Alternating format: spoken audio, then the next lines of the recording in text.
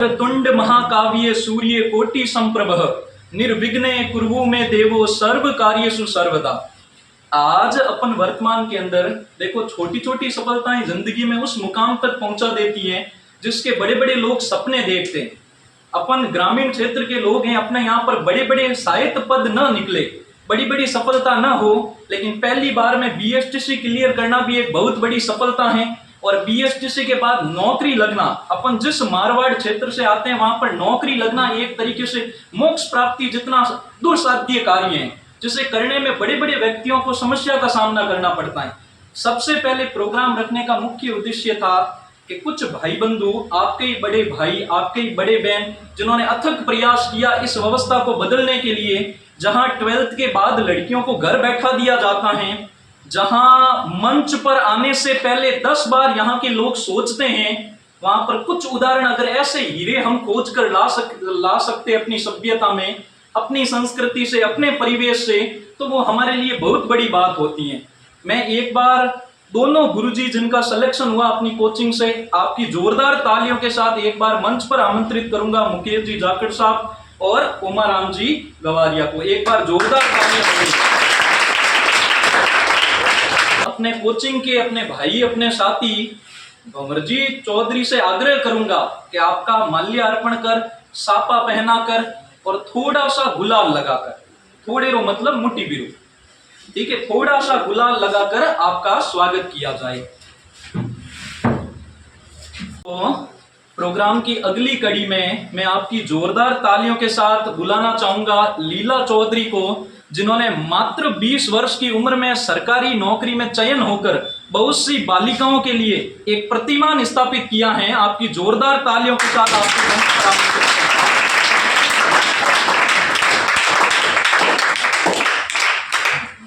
लीला के स्वागत के लिए आपको शॉल भेंट कर व माला अर्पित करके के लिए मैं आवाज देना चाहूंगा मैना चौधरी को कि आप भविष्य हैं और हमारी नजरों में, ठीक है, कि अपने भविष्य को देख रही हैं ये बालिका। हमारी नजरों में कुछ सालों के बाद मैना भी इसी मंच पर होगी और शायद हो सकता है और भी लड़कियां जिनका हम इसी तरीके से स्वागत कर रहे होंगे। ये एक कड़ी है।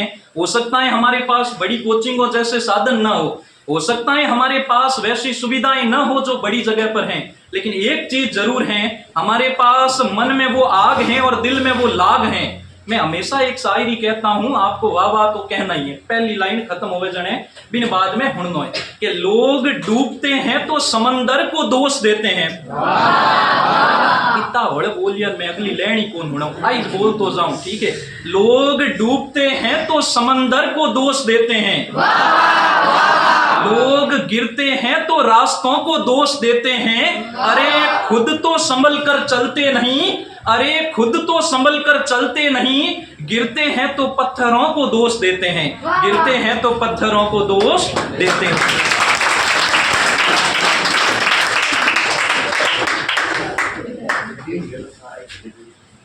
हाँ भले मीठो मुंडो करवावे कई तरीकों ऐटा हटा जो बराबर आना चाहिए, देख लो तरुण बराबर आवे इनमें ऐटा कुर्सी आगे रख दो बोलिए आप।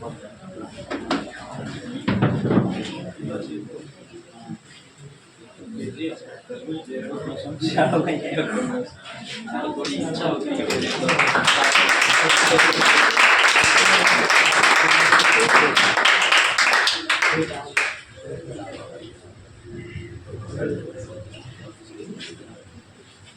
कंधे मारे, कंधे मारते, कंधे मारते नहीं शॉल एडम लिया, कंधे मारते खाली और रखनी, ठीक है। हाँ जो और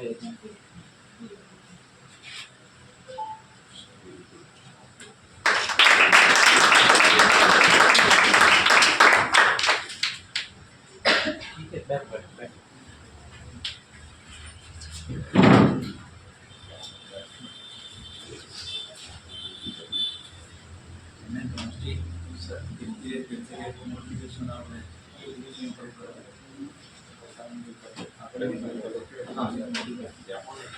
हाँ देखो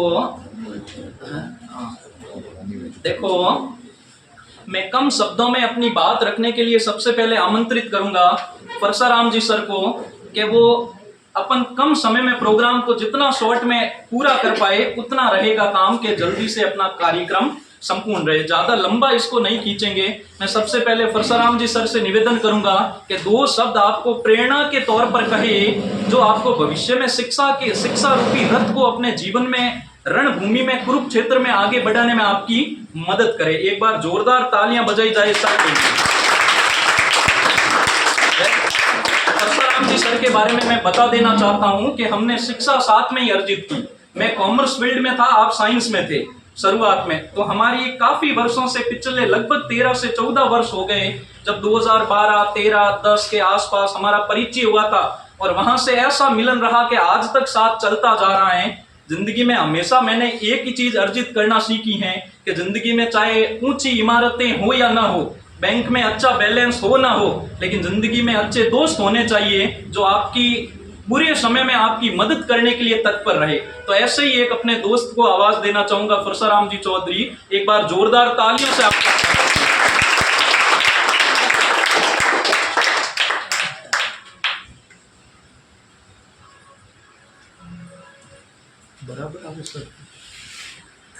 माँ सरस्वती को मेरा प्रणाम। और हम सब के सामने विराजमान जो आज सरकारी सेवाओं में सम्मानित है भाई ओम प्रकाश जी, लीला जी और मुकेश जी और मेरे साथीगण और तमाम छात्र शक्ति।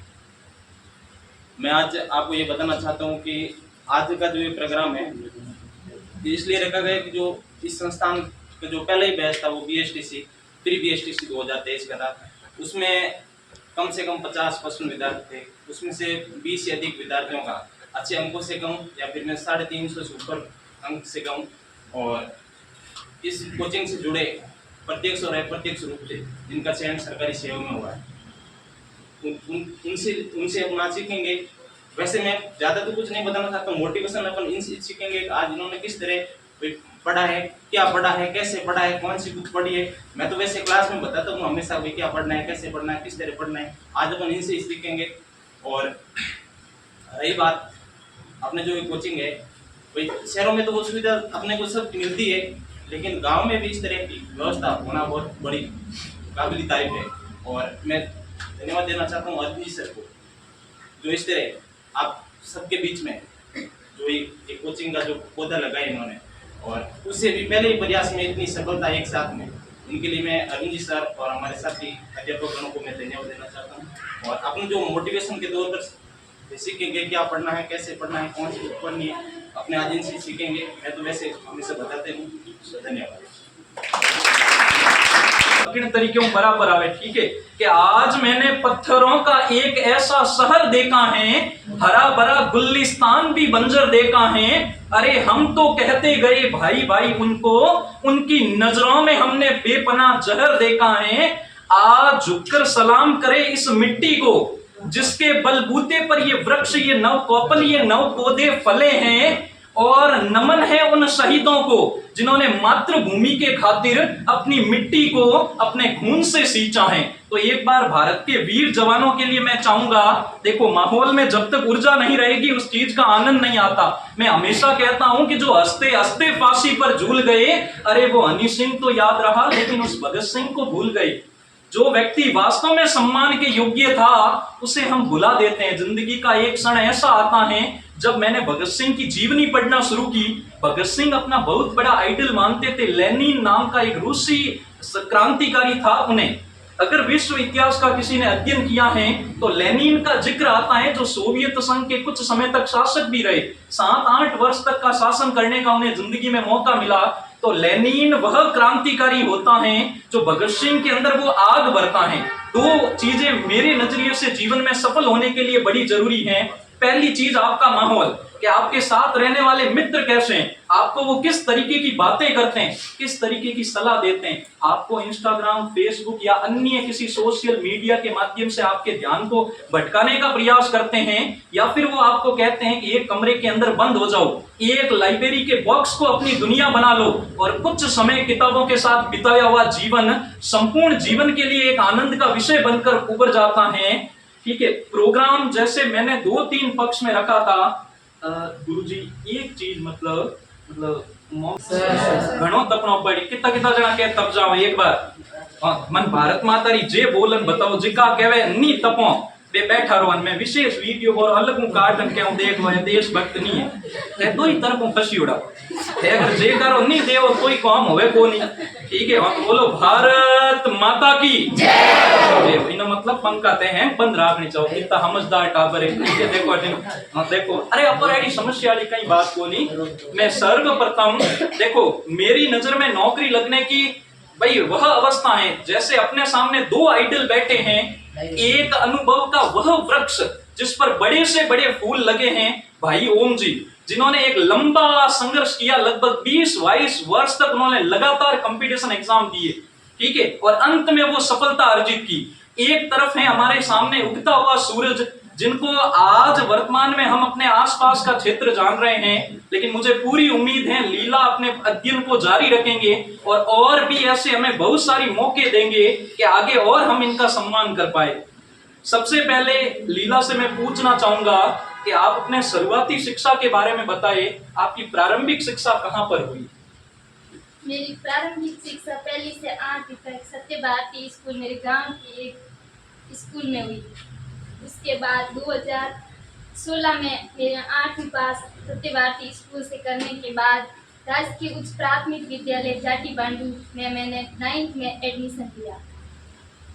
जाटी बांडू स्कूल में 12वीं पास की मैंने 2020 में। उसके बाद 2020 में 12वीं पास करते ही मैंने प्री डीएलएड का एग्ज़ाम दिया। प्री डीएलएड में मैंने अपने भैया के मार्गदर्शन के माध्यम से प्री डीएलएड के एग्ज़ाम में 431 अंक प्राप्त किए। जोरदार ताली। प्री डीएलएड एग्ज़ाम पास करने के बाद मुझे राजस्थान शिक्षक प्रशिक्षण विद्यालय आगोलाई अलॉट हुआ। आगोलाई में 2 साल से मेरा डीएलएड का डिप्लोमा पूर्ण हुआ। डीएलएड चलते हुए मैंने प्री रीट की तैयारी शुरू कर दी थी। मेरे गांव में एक लाइब्रेरी है, उसमें मैंने प्री रीट की तैयारी की थी। प्री रीट में मेरे 136 अंक आए थे।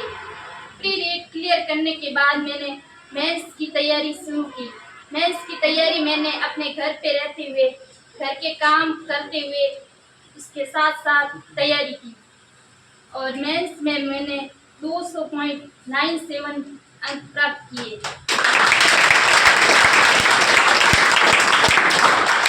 कंपटीशन एग्जाम में मुझे लंबा अनुभव, लेकिन प्रारंभिक सफलता के बाद मुझे ये ज्ञात हुआ है कि सफलता के लिए उचित मार्गदर्शन, समय का सदुपयोग और निरंतरता बहुत ही जरूरी है।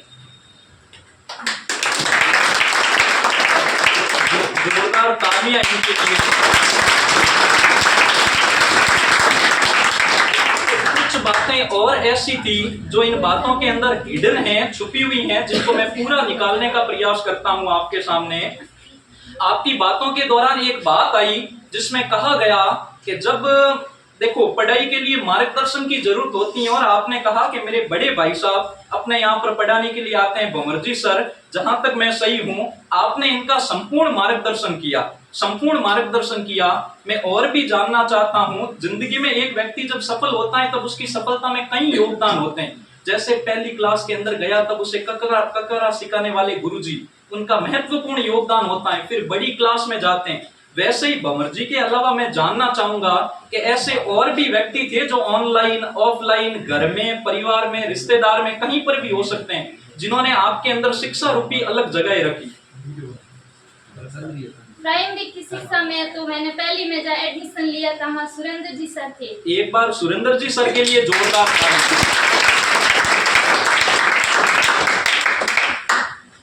मेरी नींव उन्हीं के द्वारा रखी गई, उन्होंने ही मेरा एडमिशन लिया था और उन्हीं के वजह से मैंने 8वीं पास की और इतना अनुभव प्राप्त किया।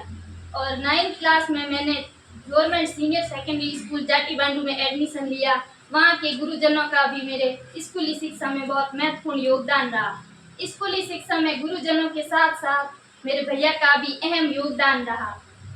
12वीं पास करने के बाद मुझे गाइड करने के लिए मेरे भैया का बहुत योगदान रहा। मैंने कहा था कि मुझे बीए रेगुलर करनी है और मुझे एडमिशन दिला दो, क्योंकि मुझे नहीं पता था कि रेगुलर एडमिशन लेने से मेरा भविष्य नहीं बनेगा, क्योंकि रोज कॉलेज जाना और आना ही होगा उसमें।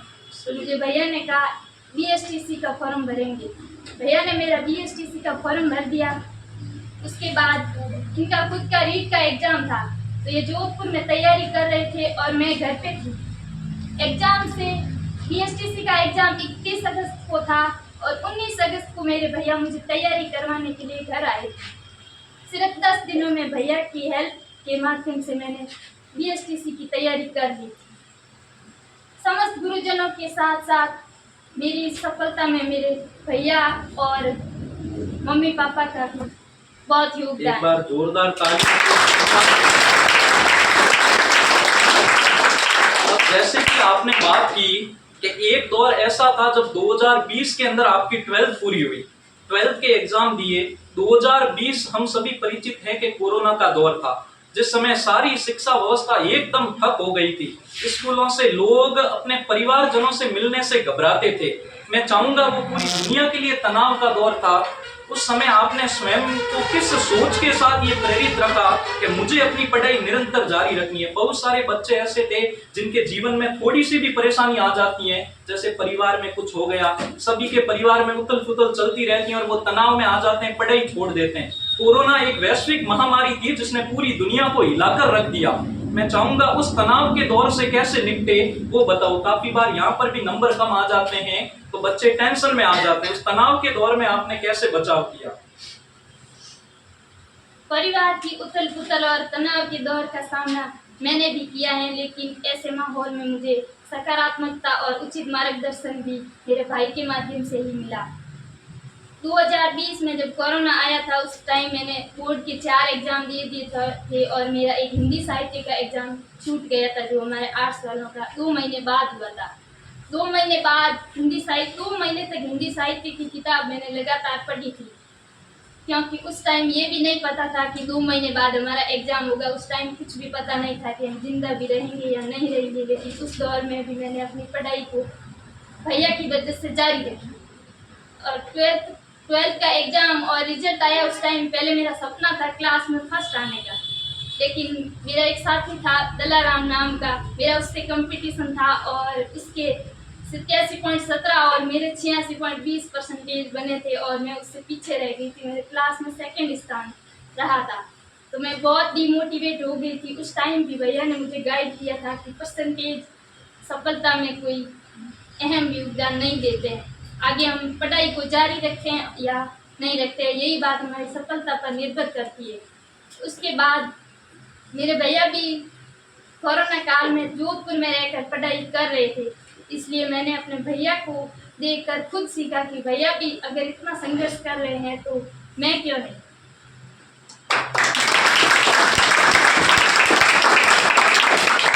प्रोग्राम को अपन लंबा नहीं खींचेंगे। मैं बच्चों से चाहूंगा किसी के भी मन में किसी तरीके की शंका है कि वो अपने पर्सन लीला से पूछना चाहते हैं तो अपने हाथ खड़े करें, आपका स्वागत है, वरना हम प्रोग्राम को आगे बढ़ाते हैं। आप पूछो सपना, खड़ा हो पूछो। हाँ, जैसे सपना पूछ रही हैं कि जब आपने रिट की तैयारी की तो कौन सी बुक्स और कौन से नोट्स को फॉलो किया, तो आइए सुनते हैं लीला की जबानी। प्री रीड में तो मैंने सिखवाल की बुक्स और भैया के द्वारा दिए गए नोट्स और उनके द्वारा बनाए गए टेस्ट दिए थे। और मेंस में दिनवार पब्लिकेशन की 2 बुक्स थी और सब्जेक्ट की सभी की एक साथ लक्ष्य की एक बुक आती है, उसी से तैयारी की थी। बुक सारी सही होती है, हम उसको कितना पढ़ पाते हैं उस पर निर्भर करता है। कोई किताब गलत नहीं होती है, कोई सी भी किताब ले लो, सभी किताबें अच्छी। सही है, आपने बिल्कुल सत्य वचन कहा। किताबें, हर किताब अपने समय में सही होती हैं, बस पढ़ने वाले पर निर्भर करता है कि वो उसे कैसे पढ़ पाता है। एक बार जोरदार तालियों के लिए मैं आपको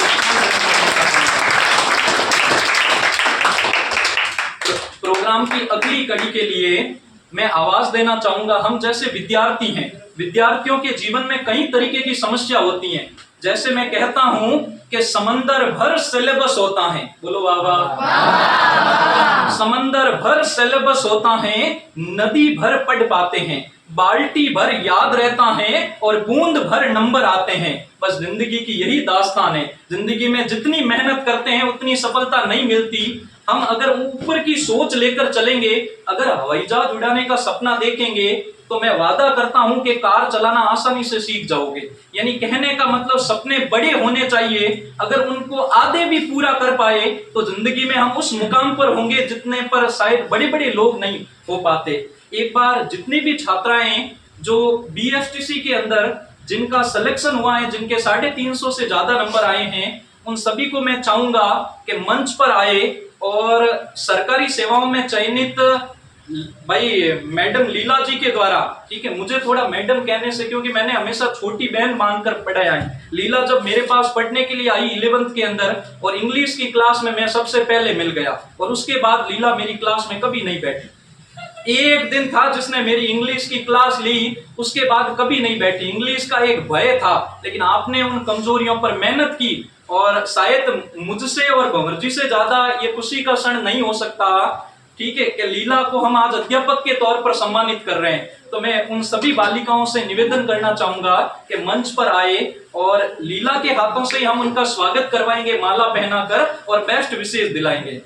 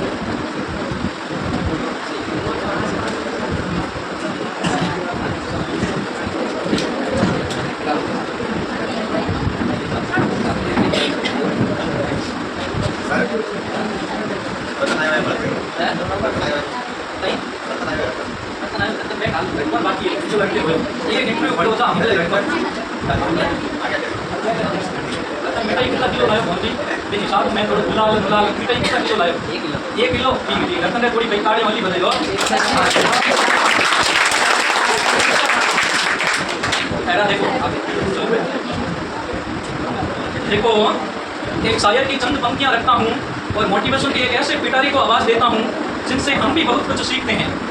एक शायर लिखता है कि शाम सूरज को चलना सिखाती हैं, कि शाम सूरज को चलना सिखाती हैं, सम्मा परवाने को जलना सिखाती हैं। अरे गिरने वालों को तकलीफ तो होती है, अरे गिरने वालों को तकलीफ तो होती है, लेकिन ठोकरी आदमी को चलना सिखाती हैं।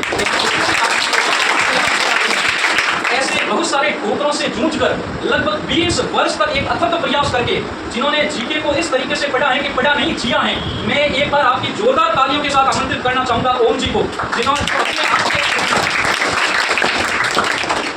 अब ज़्यादातर जितना भी सुनेंगे हम सर से सुनेंगे, क्योंकि आपने एक लंबा संघर्ष किया है जीवन में। मैं मानता हूँ व्यक्ति की जब गृहस्थी जीवन में प्रवेश कर लेते हैं तो उसकी पढ़ाई की आधी शक्ति कम हो जाती है। अपने बच्चों को खुद कमाकर बिक्री करके, आपने मेहनत करके, दुकानों पर काम करके अपने बच्चों को भी पाला, खुद भी पढ़ाई की और खुद पढ़ाई करके अपने बुजुर्ग माता पिता, अपने दादा दादी, उनको भी एक तरीके से सहयोग प्रदान किया और आज हम इनका स्वागत कर रहे हैं एक सरकारी नौकरी में चयन शिक्षक के तौर पर। तो आपसे बहुत कुछ सीखना है, बहुत कुछ जानना है। शायद अगर आपकी बातें अगर आपके दिल तक ना पहुंचे, मैं गारंटी देता हूं कि जिस व्यक्ति ने कभी भी तपन का काम बढ़ाए, जिसने भट्टी में तप कर जीवन में सफलता पाई है, उसके पास इतना अनुभव होता है। आपकी बात अगर मौका मिले तो एक एक बात को सुनना, एक एक बात को समझना, आपकी बातें निश्चित तौर पर आपको जीवन में इतनी प्रेरणा देगी। मैं सर से सबसे पहले पूछना चाहूँगा कि सर आपने जीवन में आपने कितने एग्जाम दिए और किन किन में सफलता पाई और किस तरीके से जीवन में आगे बढ़े? एग्जाम मैंने 3 दिए। कितने? 3 एग्जाम दिए। पिछले एग्जाम में मैं 2 नंबर से पीछे रह गया। इस बार मैं मतलब 186 पॉइंट में नंबर आए, मेरा फाइनल सिलेक्शन हो गया और गृह जिला मिला 2। प्रारंभिक शिक्षा मैंने 93 में प्रवेश किया था। 1995 कई लोगों का जन्म होता। मेरे पिताजी अंधे थे, बिल्कुल अंधे थे, उनको दिखता नहीं था, घर में कोई कमाने वाला नहीं था। मेरी माता जी कमा करके 1995 में मैंने पहले प्रवेश किया था। 2003 में मैंने 8वीं प्राथमिक गाड़ियाँ भाईला स्कूल से की। 9वीं 10वीं गाड़ियाँ स्टैंड से माध्यमिक स्कूल से की। 11वीं 12वीं मैंने 2007 में आगोड़ई से की, 695 रेमिशन डिफरेंस कर। फिर बाद में पिताजी अंधे थे, बुजुर्ग से, इसलिए मैंने वहाँ से पढ़ाई छोड़ दी। पढ़ाई को बिल्कुल छोड़ के मैंने केवल धंधे में ध्यान दिया। धंधे में ध्यान देते देते ही मैंने बीए की। 2010 में बीए हो गई। फिर बाद में फिर पीछे और पढ़ाई छोड़ दी। इसमें छोड़ के मैंने वो एक साल वाली बीएड भी की, लेकिन क्या घर की परिस्थिति नहीं, इसलिए तैयारी नहीं कर सका। आगे तैयारी नहीं किया तो कमाना भी पड़ता है, घर गृहस्थी है, बच्चों को भी पालना पड़ता है, घर में बुजुर्ग माता है। पिताजी 2012 में सब बचे तो हमारा पूरा हमारे पर भार पड़ गया। फिर बाद में लोगों में भी जाना पड़ता है, सब कुछ करना पड़ता है। फिर बाद में मैंने क्या 2019 में प्री बीएसटीसी का एग्जाम दिया। किसी के मतलब मार्गदर्शन मिला ना, तो मैंने प्री बीएसटीसी का एग्जाम दिया, जिसमें मेरे 403 नंबर आए। 403 जोधपुर में मारवाड़ कॉलेज है, मंडलनाथ मारवाड़ कॉलेज में प्रवेश मिला। 2019 से 21 तक मेरी बीएसटीसी कंप्लीट हुई और 21 में लगभग पहली भर्ती का एग्जाम दिया मैंने, तो उसमें मेरे 123 नंबर आए। 2 नंबर से मैं पीछे रह गया। और अब एक मिनट ओम जी, मैं रोकना चाहूंगा। जैसे 2021 की आपने परीक्षा दी थी, उस समय आपने कहा कि 2 नंबर से पीछे रह गया। उस समय एक घटना हुई जो आपको बताना बड़ा जरूरी है। जैसे आस पड़ोस के कुछ ऐसे मित्र होते हैं जो चाहते हैं कि उनका दोस्त नौकरी लग जाए, तो इनके गांव के आसपास ऐसी बात फैला दी गई कि ओम जी का सिलेक्शन हो गया और हर जगह से बधाइयां मिलने लगी, हर जगह से बधाइयां मिलने लगी कि बधाई हो, आप सिलेक्शन हो गए। लेकिन मेरिट में कुछ उथल पुथल होने से 2 नंबर से आपका सिलेक्शन रह गया। अब जब किसी व्यक्ति को पेड़ पर चढ़ा दिया जाए, अपने यहाँ पर एक रीत रही है कि बड़ी जल्दी तो झाड़ पर चढ़ा देते हैं और फिर नीचे गिरा देते हैं। अब जब सिलेक्शन नहीं हुआ तो वो चिढ़ाने का काम शुरू हुआ। यहाँ पर जैसे कोई पढ़ाई करता है बच्चा, किसी का सिलेक्शन हो जाए या नहीं भी हो, वो परीक्षा देकर आए, कम नंबर से रह जाए, तो अड़ोस पड़ोस के व्यक्ति बड़े चिढ़ाते हैं। इस वीडियो या इस लेसन के माध्यम से यहाँ जितने बैठे हैं, मैं सभी से हाथ जोड़कर विनती करना चाहूंगा कि कोई भी बालक जो अपनी तरफ से मेहनत करता है, कोई भी एक ऐसा लड़का पढ़ता है, अगर उसके नंबर कम आ जाए तो उसको गिराओ मत, उसके हौसलों को बुलंद करो कि अब की बार नहीं, तुम अब की बार करके दिखाएगा। तो उस समय बहुत सारे लोगों ने आपको ताने भी मारे होंगे। ताने भी सभी ने कहा यार पहले सिलेक्शन हो गया, अब पीछे कैसे रह गए, सब पूछ रहे थे। लेकिन मैंने कुछ नहीं, मैंने कहा आगे और एग्जाम आएंगे तो मेहनत करेंगे। और फिर बाद में जैसे ओम जी आज मुस्कुरा रहे हैं, हर तानों को इन्होंने ऐसे ही मुस्कुरा दिया। एक बार इनकी मुस्कान के लिए तालियां। फिर बाद में क्या है, मैंने सुना कि आगोड़ाई में अरविंद जी ने के लाइब्रेरी खोली है, तो कर्मचारी चयन बोर्ड ने क्या सिलेबस पूरा चेंज कर दिया था। वो पहला वाला सिलेबस नहीं था, लेकिन मैंने अरविंद जी से आकर के संपर्क किया। मैंने कहा भाई हमें भी प्रवेश दे दो, एक सीट खाली करके, तो मेरा भी सिलेक्शन हो जाए। यहाँ पर मैंने अगस्त स्टैंड में प्रवेश ले लिया था। अगस्त स्टैंड में प्रवेश लेकर के लगातार मतलब इस लाइब्रेरी में मैं 12-12 घंटे बैठे रहता। सुबह 8 बजे आते थे, शाम को 8 बजे घर जाते।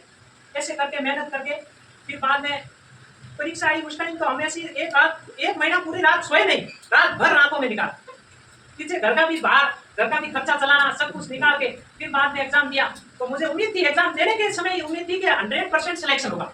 अभी बार कोई सिलेक्शन नहीं रोक सकता है अपना, इतना मतलब 100% कॉन्फिडेंस के। और यहाँ पर प्रवेश किया उस दिन मैंने अरविंद जी से कहा कि अगली बार 100% सिलेक्शन होगा। इन्होंने मुझे पहले ही कहा था चाहे कुछ भी हो मतलब जाए, अगली बार मुझे नौकरी निकाल के दिखाऊंगा। नौकरी निकाल के दिखाऊंगा, मतलब ये तालियां। पक्का। परिस्थिति को नहीं देखना चाहिए, मेहनत करने वाला रात दिन अरविंद जी बहुत सेव करते हैं, अच्छी लाइब्रेरी है, अच्छी शिक्षा देते हैं। यहाँ पढ़ो, बैठ के पढ़ते रहो, कुछ न कुछ मिलेगा यहाँ पर, नया ज्ञान सीखने को मिलेगा, ठीक है ना। अब जैसे गुरुजी से मैं पूछना चाहता हूँ, जब भी आप यहाँ पर पढ़ते थे, हमने तो सिर्फ इनके सफलता में मैं कह सकता हूँ हमारा 5% भी योगदान नहीं रहा होगा, आपके स्वयं की मेहनत रही होगी। लेकिन आज के लिए आपके लिए सबसे महत्वपूर्ण प्रश्न पूछता हूँ, देखा आपने कभी भी मोबाइल से पढ़ाई नहीं किया, आपके पास 1280 बटन आड़ो, बटन आड़ो आ तो जिनमें हाफ रो गेम खेलता आपे, कोई हाफ आन खुद ने खाओ तो जितो लंबो बड़ा था वो 1280 फोन तो बटन आड़ो। बिल्कुल जीके चेंज हो गया 2021 और 23 की भर्ती में। 21 की भर्ती में जीके नहीं था, 23 की भर्ती में जीके का वेटेज इतना बढ़ा दिया गया था राजस्थान जीके का कि जीके से किसी का सिलेक्शन निकल सकता था। आप पूरे दिन ऑफलाइन पढ़ते रहते थे। मैं ये नहीं कह रहा ऑनलाइन माध्यम से पढ़ाई नहीं होती, अरे ऑनलाइन ने तो भविष्य परिवर्तन करके रख दिया। लेकिन मैं आपसे एक प्रश्न पूछूं कि ऑनलाइन ज्यादा बेहतर है या ऑफलाइन, और दूसरा क्यों, अगर दोनों में से जो भी बेहतर है। जितना मतलब आप सेल्फ पढ़ानी वो बहुत फायदे रहो। मैं आज तक कोई कोचिंग, कोई ऑनलाइन कोर्स नहीं लियो, आज तक रिकॉर्ड है मेरा, कोई कोर्स मतलब ज्ञान लेवों को अपन ज्यादा याद रही, खुद पढ़ा नहीं, सब खुद याद रही, ठीक है। एक हम 10 मिनट में जो पढ़े वो ऑनलाइन अपन 3-3 4-4 घंटा लगा देगा। 10 मिनट रो ज्ञान 3-3 4-4 घंटा, वो आगे ज्ञान आप 10 बार पढ़ दो तो भी तो 100 मिनट बर्बाद हो। 100 मिनट में वो ज्ञान अपन प्रवेश कर ले, 10 बार पढ़ रहा, ठीक है। ओम जी, जैसे ये तो हो गई आपके संघर्ष की बात। अब अगर मैं आपसे पूछता हूँ कि मनोरंजन के लिए आप फिल्में वगैरह भी देखते थे? नहीं, फिल्में वगैरह मुझे शौक नहीं है इस चीज का, फिल्म वगैरह, क्योंकि मेरे घर का धंधे से भी मुझे टाइम नहीं। आपके एक प्रश्न और पूछ लेता हूँ, इंस्टाग्राम और फेसबुक पर तो आपके बहुत सारे फॉलोवर होंगे, यहाँ लड़ते हैं कि इतने कमेंट आ गए, आ गए, उनके बारे में बताइए। ऐसा मैंने कभी ध्यान नहीं दिया फेसबुक और इंस्टाग्राम पर। बहुत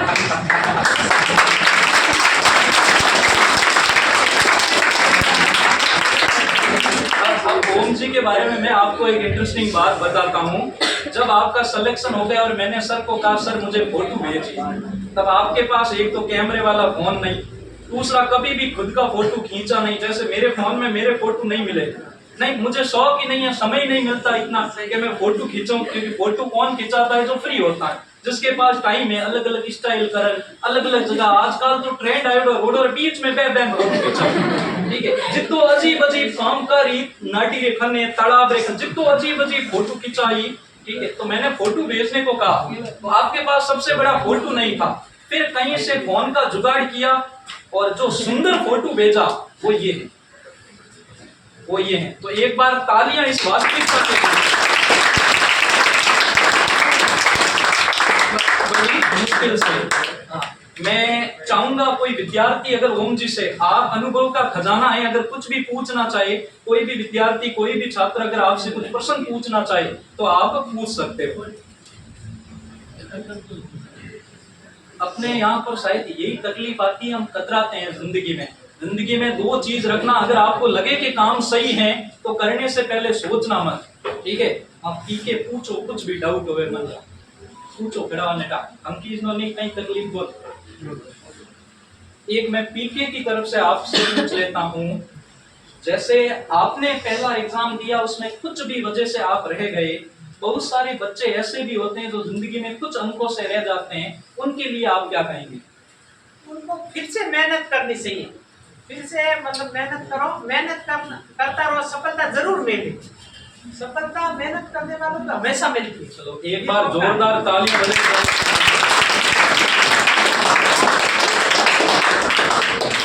प्रोग्राम की अगली कड़ी में मैं बीएसटीसी में जो भी लड़के सेलेक्ट हुए हैं, मैं सभी को मंच पर आमंत्रित करता हूं आपकी जोरदार तालियों के साथ।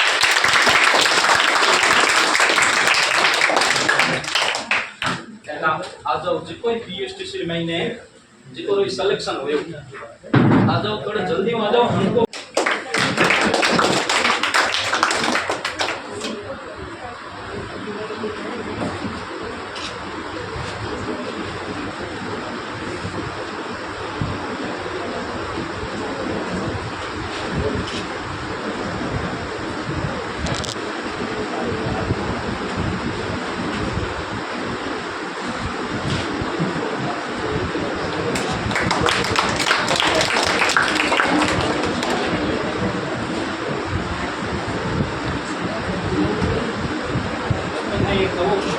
किलो मिठाई कितना मिठाई है? हाँ, जगदीश जी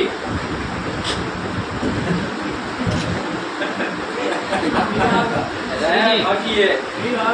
हाँ, नहीं आप घना राजी हो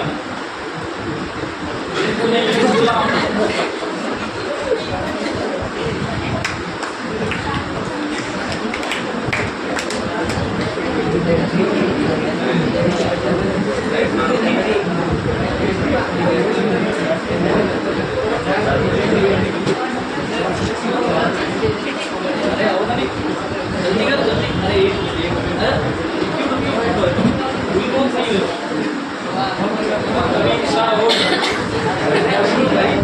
अरे स्पेशल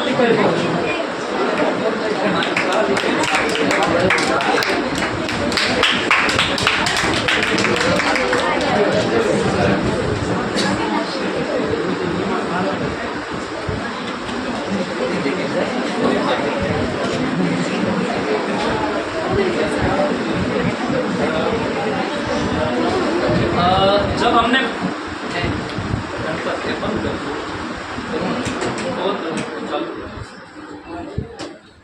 देखो, हमने जब प्रोग्राम शुरू किया था तब भी कहा था हमने घरेलू प्रोग्राम है, बाहर के कोई है नहीं, जिनका सिलेक्शन हुआ वो भी अपने हैं और जिनका होने वाला है वो सामने है। यहाँ पर 3 हैं, आप में से ही निकलकर यहाँ पर बहुत सारे लोग आएंगे। हमारी तरफ से न समर्पण की पहले कमी थी न आज कमी है।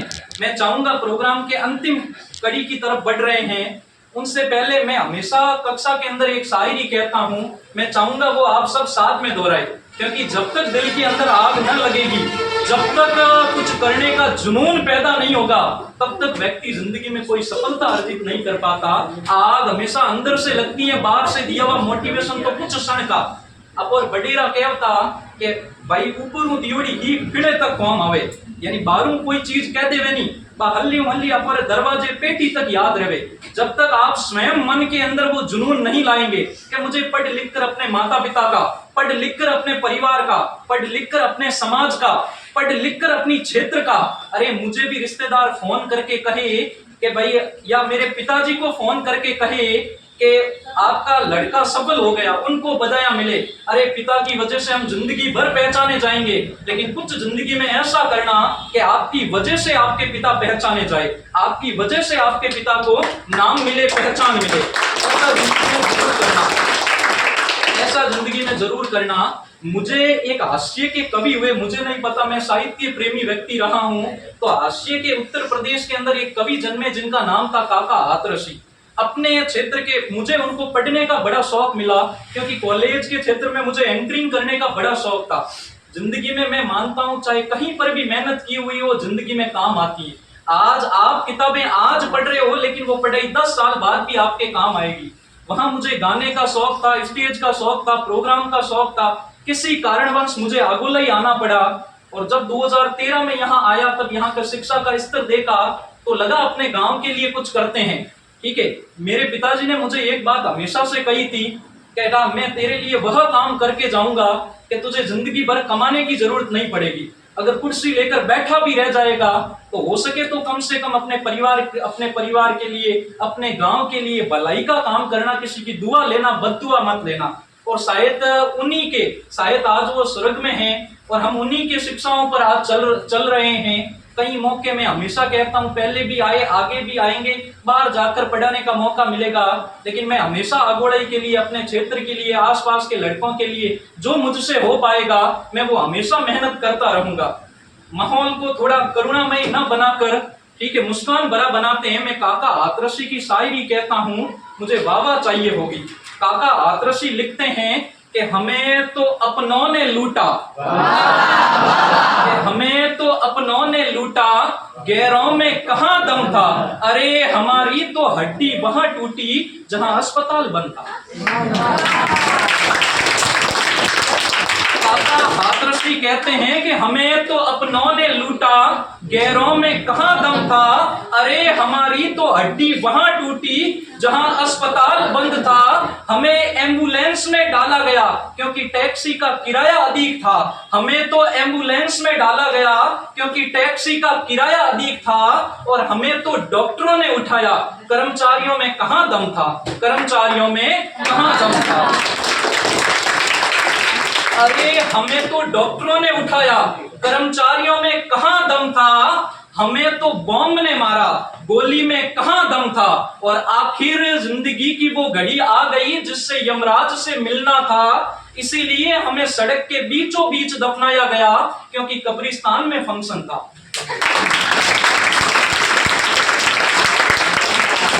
तो मैं आपकी जोरदार तालियों के साथ मुकेश जी जाखड़ साहब को आवाज देना चाहूंगा। आपका ऐसा ही मिलनसार स्वभाव है और हंसमुख चेहरा है, एक बार जोरदार तालियां आपके। मैं सर से सबसे पहले पूछना एक महत्वपूर्ण प्रश्न चाहूंगा कि सर आप क्रिकेट देखते हो या लाइक करते हो? नहीं, बिल्कुल नहीं करते। इसका मतलब आज भारत और ऑस्ट्रेलिया का मैच समझ में आप क्रिकेट चलो मजाक के लिए पूछ लिया। सर को मैं पूछना चाहूंगा कि सर पढ़ाई के प्रति वह कौन से व्यक्ति थे जिन्होंने आपके मन में आग भरी? के प्रति तो हमारे वहाँ थे सरस्वती में भंवरलाल जी तेतरवाल। एक बार भंवरलाल जी तेतरवाल साहब के लिए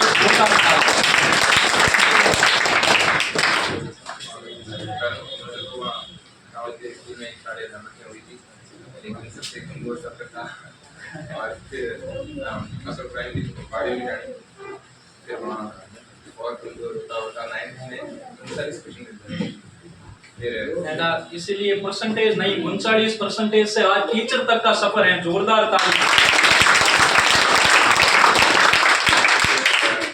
मेरी बड़ी सिस्टर है, उन्होंने कहा घर वालों को सरस्वती विद्या मंडली में प्रवेश मिले, तो वहाँ पे प्रधानाचार्य जी ने मना कर दिया कि हमारा 10वीं का रिजल्ट खराब हो जाएगा।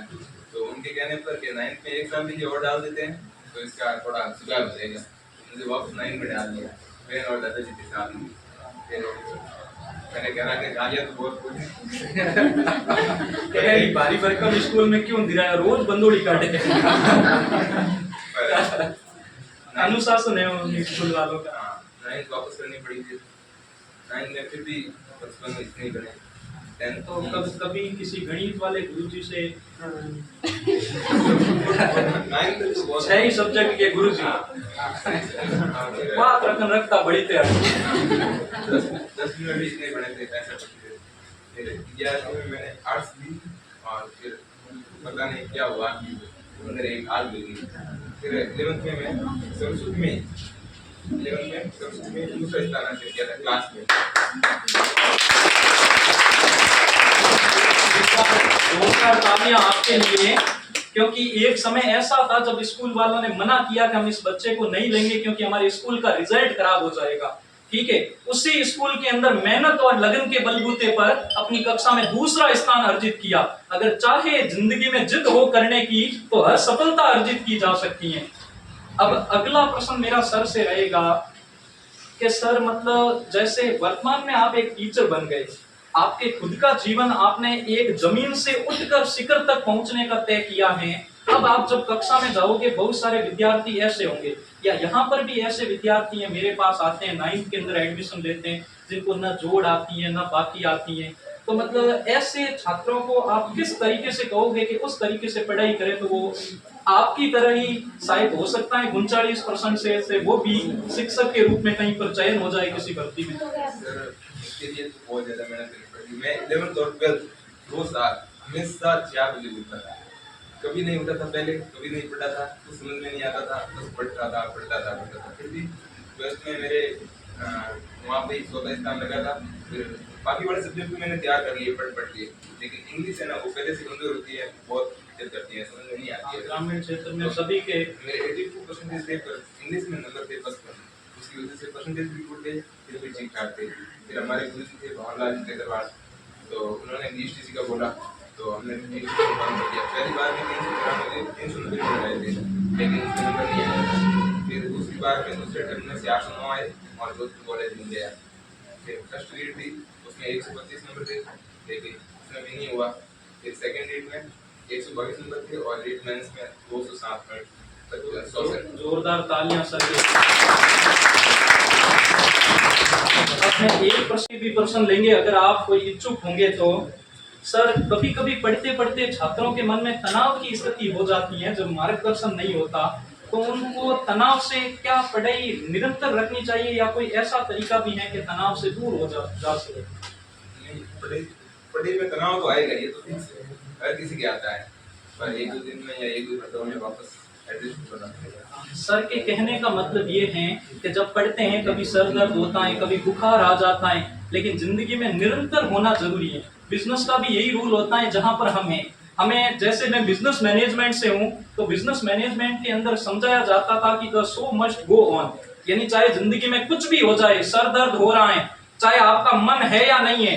काफी विद्यार्थी मुझे कहते हैं आज पढ़ने का मूड नहीं है, लेकिन जो सफल होने वाले होते हैं मुकेश जी के जैसे, वो निरंतर पढ़ाई करते हैं, चाहे फिर सर दर्द हो, चाहे घर में कोई परेशानी हो, चाहे कुछ नहीं हो, निरंतर अपना अध्ययन जारी रखते हैं। एक प्रश्न और पूछना चाहूंगा सर, जैसे वर्तमान के अंदर हम देखते हैं कि मतलब कोचिंगों के अंदर, लाइब्रेरी के अंदर या बाहर अलग अलग जगह पर विद्यार्थी पढ़ाई करते हैं, अलग अलग जगह पर पढ़ाई करते हैं। पढ़ने वाले बच्चों के लिए आज बहुत तरीके से डिस्ट्रैक्शन आते हैं जिंदगी में, जिस तरीके की किशोर अवस्था के अंदर ये होते हैं। मैं चाहूंगा उस दौर से मैं भी गुजरा हूं, आप भी गुजरे हैं और सामने वाले छात्र गुजर चुके होंगे या गुजर रहे होंगे, तो उसमें आप छात्रों को क्या शिक्षा देना चाहेंगे कि किस तरीके से अपने मन या भावनात्मक तौर पर मजबूत रखे और लक्ष्य से भ्रमित ना होकर? बहुत सारे छात्र मैं ऐसे देखता हूँ कपड़ों को लेकर टेंशन में रहते हैं कि आज कपड़े कौन से पहनकर कोचिंग जाऊं, स्कूल जाऊं, लाइब्रेरी जाऊं, ठीक है, बहुत सारा ध्यान रखते हैं ड्रेसिंग सेंस पर। क्या सफल विद्यार्थी के लिए ड्रेसिंग सेंस जरूरी है? और लाइब्रेरी को भी सबसे ज्यादा मानता हूं, क्योंकि मैं पिछले 3-4 साल से लाइब्रेरी किया जाता है, वहाँ पे थोड़ा अनुशासन रहता है। घर पे बैठे बैठे पढ़ते थोड़े मतलब आलस आता था, लेट जाते हैं, किताब छूट जाती है, कुछ काम हो जाते हैं, लेकिन एक बार लाइब्रेरी ज्वाइन करने के बाद में फिर अनुशासन बैठे पढ़ने का सही है। जैसे सर मुझे संगीत का बड़ा शौक रहा, ठीक है, आपको भी कोई ऐसा कोई गीत वगैरह जो प्रेरित करता हो? जैसे मैं जब भी कहीं पर जाता था तो मुझे गीतों का भयंकर शौक रहा है, सुनो, ठीक है, मैं हमेशा मानता हूँ, जैसे मतलब ये मुकेश जी को समर्पित करते हैं ये गीत कि आदमी मुसाफिर है, आता है जाता है, आते जाते रास्ते पे यादें छोड़ जाता है, यादें छोड़ जाता है। ये यादें ही हैं जो हम यहाँ सबसे मैं एक अंतिम प्रश्न पूछना चाहूंगा, आप सामने बैठे विद्यार्थियों को कोई 2 लाइनों के माध्यम से ऐसी शिक्षा दे जो उनको शिक्षा में शायद ऊपर उठने के लिए मदद कर ले।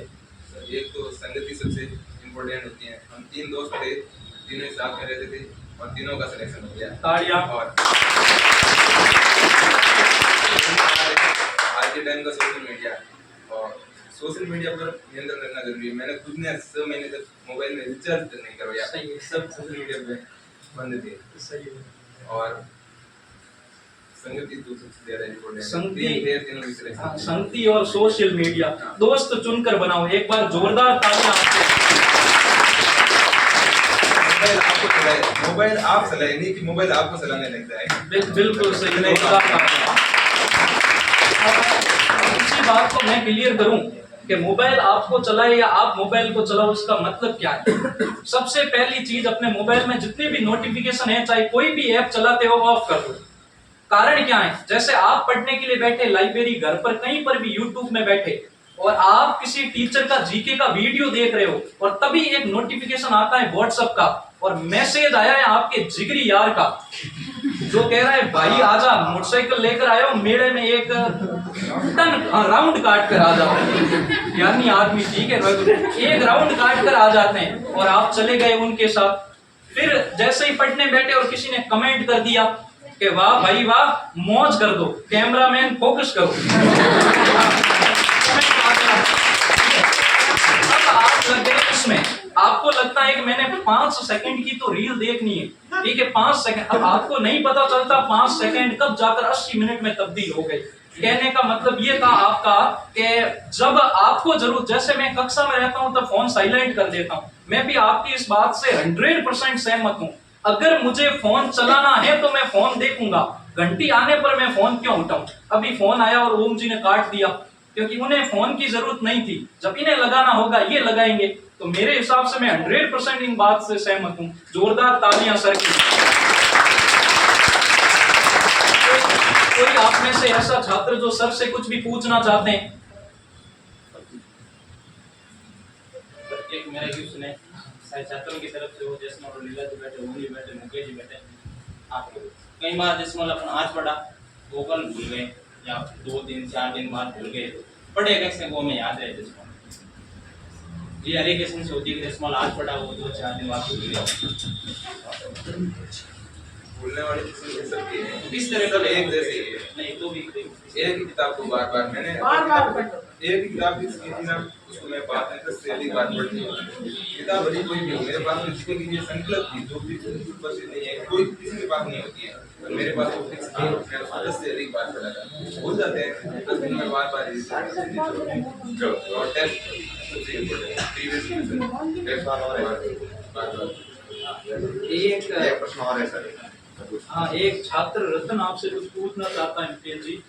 मुकेश जी सर, एक बीएसटीसी पूरे होने के बाद जब भर्ती, बिना भर्ती कैसे पढ़े आगे बिना भर्ती पढ़ाई शुरू कैसे करें? तो मैं आपके प्रश्न को आसान कर देता हूँ कि भाई जैसे मेरा बीएसटीसी में सिलेक्शन हो गया, अब मेरे सामने 3 साल बाद रिट आएगी। उन 3 साल के दौरान मैं क्या पढ़ूँ? उस समय मैं कोविड के टाइम मेरे पास में आरएस का कोर्स था, तो उस समय मैं नोट्स बना रहा था, क्योंकि वो फ्री टाइम है, उसमें ही नोट्स बना सकते हो। बाकी एग्जाम से 6 महीने पहले तो सबसे ज्यादा रिवीजन प्रीवियस क्वेश्चन उसमें ही टाइम निकालो, और नोट्स बनाने का टाइम भी वही है जो एग्जाम से बहुत ज्यादा पहले का हो। उसमें आप अपने नोट्स तैयार कर सकते हो, और बाद में तो रिवीजन और क्वेश्चन देना है ज्यादा से ज्यादा। सर के कहने का मतलब फ्री टाइम में नोट्स बनाने का काम करो, लिखने से याद भी होंगे और गहराई से हम उस चीज को पढ़ पाएंगे। तालियां। बड़ाई में आपके लिए इतनी बड़ी व्यवस्था अरविंद जी ने की थी, मैं जोधपुर था, मैंने सुना तो मैं खुद वापस यहाँ आया था, और फिर रात को मेरी पढ़ाई नहीं होती थी, तो एग्जाम से 1-2 महीने पहले मैं वापस भी गया था कहीं दोस्तों के साथ। पर मैंने मेरे काफी जनों को, भाई को ये पिंकी आती है, इसको और भी काफी जनों को, 5-6 जनों को मैंने यहाँ भेजा था कि वहाँ पर सर रिजल्ट कैसा रहा वो चीज? मतलब आपने जिनको भेजा, हमने पूरी मेहनत की। ये तो आपके सामने ही है पिंकी। मेरा एक बार मारवास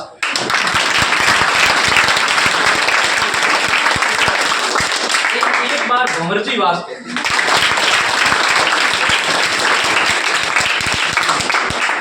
रीजनिंग रा एक्सपर्ट परसाराम जी वास्ते।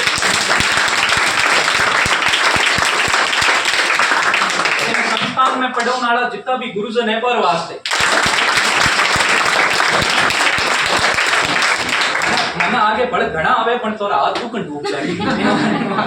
बाकी बीएसटीसी एग्जाम तो सर लाख जनों दिनों है, स्कूल में भी देख लो ना 80-90 स्टूडेंट है, उनमें 2 या 3 जनों मुश्किल सिलेक्शन है।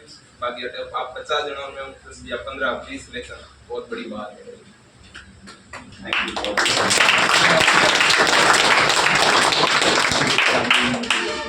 अब भाई प्रोग्राम में तो हमारा यही था बस, ठीक है, इतने का ही एक, हाँ एक मतलब जैसे संतोष जी चौहान जिनका भी अध्यापक L1 में चयन हुआ, लेवल 1 में, वो आना चाहते थे लेकिन किसी कारणवश पारिवारिक समस्या के कारण वो नहीं आ पाए। आपके लिए प्रतिनिधि के तौर पर मैं चाहूंगा, संतोष जी के बहन और उनका भाई आया हुआ है, हम उनका सम्मान करना चाहेंगे। परिवार का एक महत्वपूर्ण रोल होता है जिंदगी में आगे बढ़ाने के लिए। मैं आपको बता देता हूं कि संतोष जब यहाँ पर पढ़ने के लिए आते थे तो 2 बातें व्यक्तिगत तौर पर संतोष की मुझे बड़ी प्रभावित की, मैडम की बड़ी प्रभावित की। पहली तो ये कि वो वैवाहिक थे और ये कहते थे कि मेरी सास ने कहा है घर का काम मैं कर लूंगी, आप जाकर वहां पर पढ़ाई करो। तो एक बार उनके ससुराल वालों के लिए जोरदार ताली।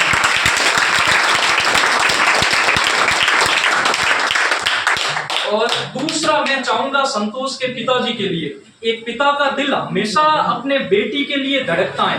मैं कहता हूं आपके भी पिता हैं, आपके पिता का कहीं 60% या 1% भी ज्यादा स्नेह आपकी बहन के लिए होगा। मैं चाहूंगा एक बार जोरदार तालियों के साथ आपका भी स्वागत करें और हम इनका स्वागत करें।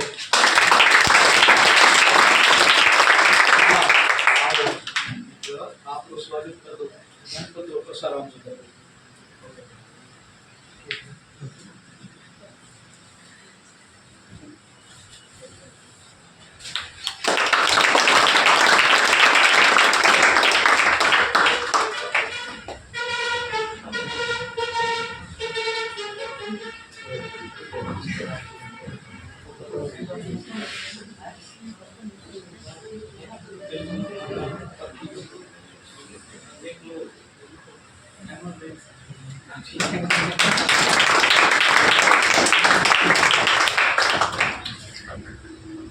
अगली बार मंदोयो नहीं आनो गणपत अगले ठीक है जो ओम जी ताल भोगन कहता हुन ले जे अब आनो ही दे टीचर बन आनो है सबको मैं पेरा इधर मुड़ा रहा सही है हो रही है और तपत लागे बनता है मन तपना पड़ी जिंदगी में कई ठीक है हमार बेटा की रखी है वो सपोर्ट करनो ठीक है रमेश देवासी वो नहीं करना ठीक है तो सर आप गणपत आप गणपत को पहनो माना गणपत नहीं लाओ जी प्रिया बालाजी ने मेहर है ठीक लियो तो गणपत नहीं तैयार है तालियां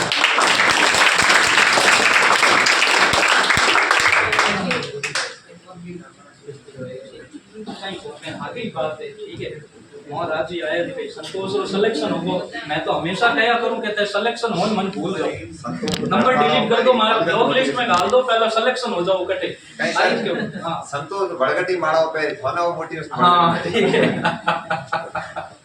हां तम ठीक है एडा तो ही प्रोग्राम राख्यो तो घरो प्रोग्राम तो नाश्ते री व्यवस्था करी हुई है 28 लाम देवे देखो प्लेट फेंक जो मती अपन व्यवहारिक आदमी चुगनाड़ो मैं हूं मनो आकरो लागी मैं तो ई तो मोटिवेशन दियो गुरु जी झाड़ू लियोडा घर होता ठीक है हां तो मैं तो नहीं मतलब व्यवहारिक बात कहती बटी बढ़ियोड़ो है